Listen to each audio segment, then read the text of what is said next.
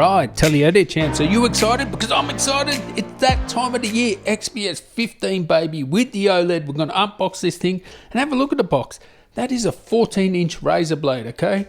That's XPS 15 box. Alright, it's a bit thicker, but you sort of get the idea of the compactness of the XPS 15. And I will show you how compact this is compared to a 14. So if you are interested in the XPS 15, I do suggest that you sub up because I'm going to slam this every which way from Sunday. I think first I'll do my gaming review, but I'm going to be upgrading this, putting 64 gigs RAM, 2TB, Samsung 980 Pro, so PCI Express 4. We'll see if that works in this. But I particularly want to see how good this OLED display is. So let's crack on and unbox it. So let's unbox this baby.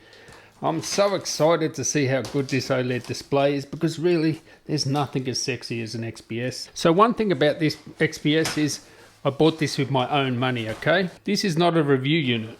I actually will get a review unit at some point, but this isn't it. So here the XPS box is, and there you go. There is a 14-inch box, so pretty much the same sort of footprint. Now, this is just a laptop itself. This actually has the power brick in it as well. So this 15-inch is really small. Now I am assessing this laptop to be my, sort of daily driver. And let me tell you something, if it's not good enough, it's going back and maybe I'll get an XPS 17 or maybe I'll get an X1 Extreme or something else maybe. Because if it's not good enough for video editing my content, it goes straight back. And that's the good thing about these sort of reviews. When you're actually assessing a laptop to be your own, even though I do comprehensive tests with all the laptops I get, it's not the same as one you're going to buy for yourself, alright? When I do reviews for laptops, it's like a general review. This is specific to my needs, okay? So obviously, I'm not going to be gaming on this, so it doesn't have to be the best gaming device out there. So this is the box it comes in. Take that thing out. Let's get an idea of its footprint. There you go, 14-inch and a 15-inch. That's the difference in the size there, 14 and a 15-inch. Not too much difference, right? So much more compact than any other 15-inch. So I do like the box that sort of comes in there. We'll just put that aside. We get the adapter, so that is cool. So this adapter here is HDMI and USB. Just your normal cable there. Some literature and the 130 watt power brick. Alright, let's unwrap her. Well, we already know what XPS 15 looks like.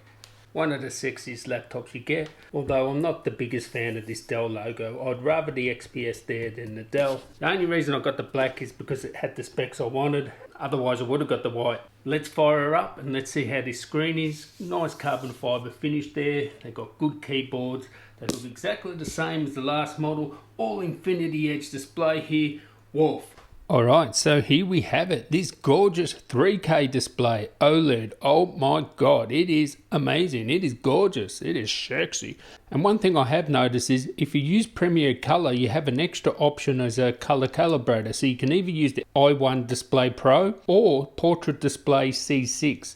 Now I'll leave a link in the description to the X-Rite. It's only like $250 or something like that. So you can only use those two colorimeters. That C6 is like 2.5K. I think it's like Kelman equipment or something like that. So yeah, it actually looks amazing out of the box. Just want to show you what this looks like. Let's just, use a different sort of color here.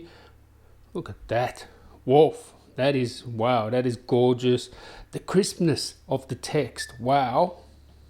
That is just amazing. That's what you get with OLED. And it is 400 nits of brightness. I will test it right now. And if you go with the 4K model, it's not OLED for a start, but it is brighter, 100 nits brighter. You can also get a full HD plus. Of course, this is 16 by 10. That's what you want in a laptop these days. You can actually view HDR content. I'll play this for 2 seconds, just so maybe you can see. Oh yeah, Dolby Vision, baby. Yeah. Looks amazing, this content. This is HDR. HDR, it gives you the effect of HDR. It's not your full 1000 nit peak brightness. So I will change the wallpaper here, and as you can see, it looks amazing. The darks look really dark, and the crispness of it. It's actually at 200% scaling. I set it to 200%.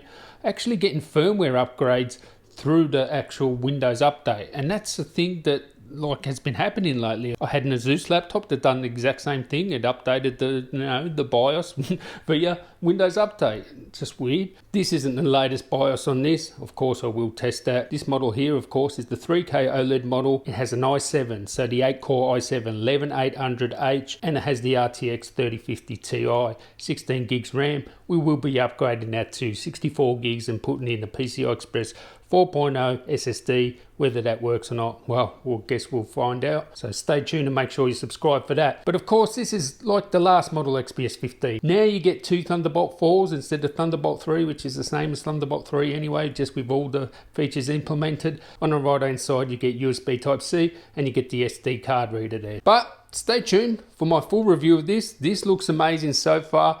I had to get the black one because the white one, they did not have the 8-core and they didn't have the 3050 Ti. That really sucks. And they didn't have the XPS 17 available at the time, which I will get in. Of course, I'll have review units, for the XPS 15 and 17. The old muscle memory's coming back. I'm loving this thing so far, and this display is cracking. So I'll just do the measurements now. Stay tuned. So this is the pro way to do it, all right? You don't sit the laptop in its normal way and have it hanging on it. No, you do it like this. Come on.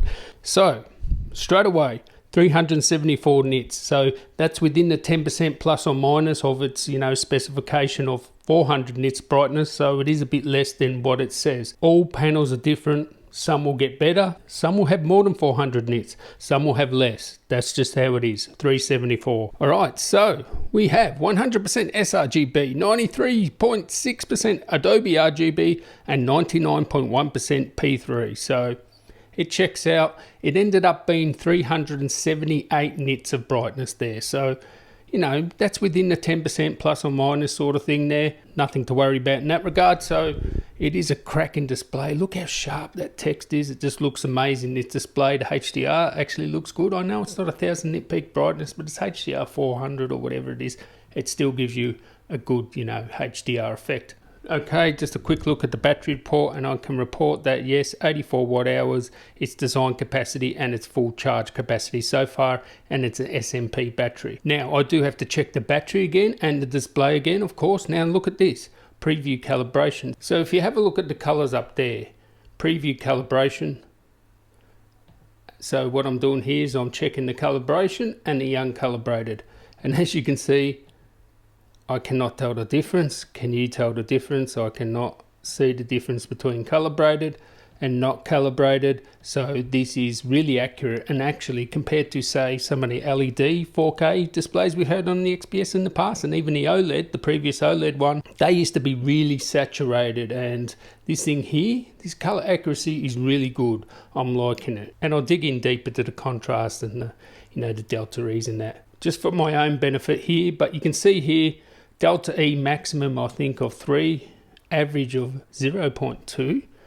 Is that right? That is just off the charts accurate. It's not even like delta E of 1 there. I'll have to check that up, but you can see there, you can't tell the difference between calibrated and non-calibrated. So it's a winner, this display. I chose the right display. Should I've got the i9 with the, the thermal constraints and the power constraints of 130 watts. Don't waste your money with the i9, maybe in the XPS 17, but not in this. Even the XPS 17, you've got to remember, it's only 130 watts, and that's CPU and GPU together. So yeah, so stay tuned, gaming review, a lot of content creation stuff to come.